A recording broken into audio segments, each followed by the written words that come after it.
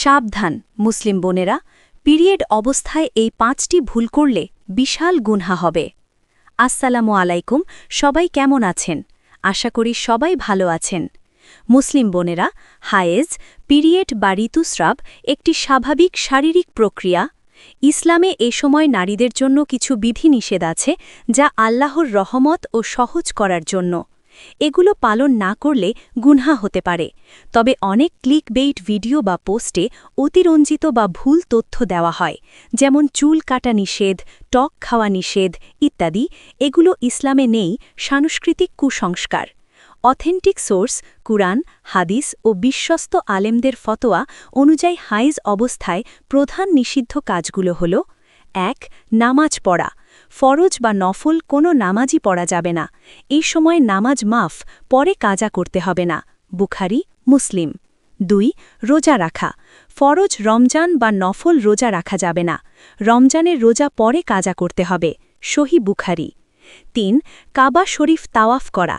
হজ বা উমরার তাওয়াফ করা যাবে না, অন্য আমল করা যায়। কুরআন ২:২২। ৪. স্ত্রী সহবাস বা যৌন মিলন। এটি কঠোরভাবে নিষিদ্ধ ও বড় গুনহা। কোরআনে স্পষ্ট নিষেধ আছে, সূরা বাকারা ২২২। এই সময় চুমু, আলিঙ্গন ইত্যাদি উপরের অংশে জায়েজ, কিন্তু যৌনাঙ্গে নয়। ৫. মসজিদে অবস্থান করা। মসজিদে থাকা বা বসা নিষেধ, কিছু মতানুসারে শুধু পার হয়ে যাওয়া জায়েজ।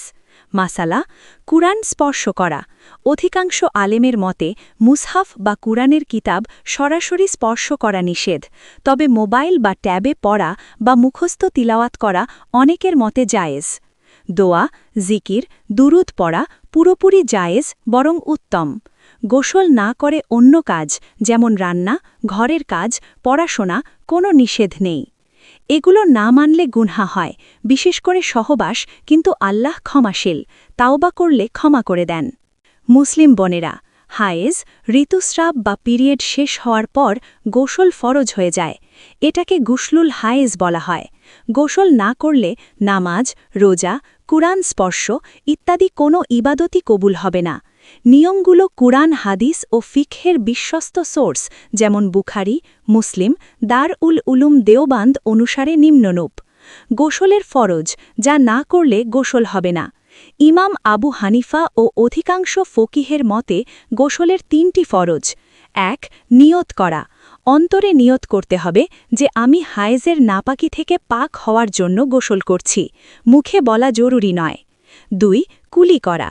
মুখের ভিতর পানি দিয়ে ভালোভাবে গড়গড় করে ধুয়ে ফেলা। ৩. নাকের ভিতর পানি দেওয়া, নাকের নরম অংশ পর্যন্ত পানি পৌঁছানো। ৪. সারা শরীর ভিজিয়ে ধোয়া, মাথা থেকে পা পর্যন্ত একটি চুল বা ত্বকের অংশও শুকনো রাখা যাবে না। এটি সব মাযহাবেই ফরজ। সুন্নত পদ্ধতি।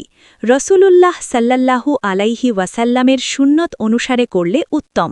হাদিস, মুসলিম, আয়েশা রা থেকে বর্ণিত। ১. প্রথমে বিসমিল্লাহ পড়ে 2 হাত কবজি পর্যন্ত 3 বার ধোয়া। ২. ইস্তিনজা করা। প্রাইভেট পার্ট, যৌনাঙ্গ ও তার আশেপাশে ভালোভাবে পানি দিয়ে ধুয়ে নাপাকি দূর করা। ৩. তারপর পূর্ণ অজুর মতো ধোয়া, মুখ, নাক, হাত, মাথা মাসেহ, পা ধোয়া। ৪. তারপর মাথায় 3 বার পানি ঢালা, প্রতিবার চুলের গোড়া পর্যন্ত পানি পৌঁছিয়ে হাত দিয়ে ঘষে দেওয়া। ৫. তারপর ডান কাঁধ থেকে শুরু করে সারা শরীর ধোয়া, তারপর বাম কাঁধ ও শরীর। শরীরের ভাঁজে, যেমন কানের ভিতর, নাভি, বগল, হাঁটুর পিছনে ইত্যাদিতে ভালোভাবে পানি পৌঁছাতে হবে। ৬. চুল লম্বা হলে খুলে ধোয়া সুন্নত, বাঁধা থাকলেও গোড়া ভিজলে চলবে। ৭. নখের নিচে, কানের ছিদ্রে, গয়না খুলে তার নিচেও পানি পৌঁছানো। গুরুত্বপূর্ণ কিছু মাসালা। হায়েজ শেষ হয়েছে কিনা নিশ্চিত হতে হবে। সাদা স্রাব বা কসফ বা পুরোপুরি শুকনো দেখলে গোসল করা যায়। যদি সন্দেহ হয় তাহলে অপেক্ষা করা উচিত। গোসল করার সময় সাবান, শ্যাম্পু ব্যবহার করা জায়েজ এবং উত্তম। গোসল করার পরও যদি রক্ত দেখা যায় তাহলে আবার হায়েজ শুরু হয়ে যাবে। যারা হানাফি মাযহাব অনুসরণ করেন তাদের জন্য উপরের 3 ফরজই যথেষ্ট। শাফিঈ মাযহাবে নিয়ত ও সারা শরীর ধোয়া ফরজ। আল্লাহ আমাদের সবাইকে সঠিকভাবে ইবাদত করার তাওফিক দিন।